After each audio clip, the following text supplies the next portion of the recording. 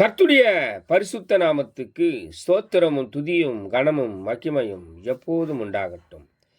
இந்த நல்ல 8ஆம் மாதம் 7ஆம் தேதியை காண செய்த தேவாதி தேவனுக்கு கொடான கோடி ஸ்தோத்திரம். கர்த்தரின் மகிமை ஆத்துமா ஆதாயம் சுவிசேஷ ஊழியத்தின் சார்பாக இன்றைய நாளுக்கான சில நிமிட தேவ செய்தி. இனி காலம் செல்லாது, என் ஆண்டவராக இயேசு கிறிஸ்து வரப்போகிறார். ஆயத்தமாயிருங்கள். அநேகரை ஆயத்தப்படுத்தி ஆண்டவர் பக்கமாய் திருப்புங்கள். பக்கத்துணையாய் கர்த்தர் உங்களோடு கூட எப்போதும் இருப்பார். விசேஷமாக பிலிப்பியர் 4ஆம் அதிகாரம் 13ஆம் வசனம் சொல்லுகிறது, என்னை பலப்படுத்துகிற கிறிஸ்துவினாலே எல்லாவற்றையும் செய்ய எனக்கு பலனுண்டு.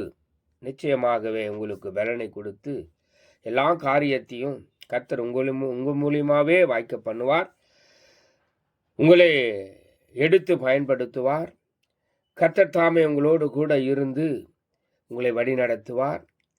எல்லாவற்றையும் செய்யக்கூடிய பலனையும் ஆரோக்கியத்தையும் சுகத்தையும் உங்களுக்கு கொடுப்பார்.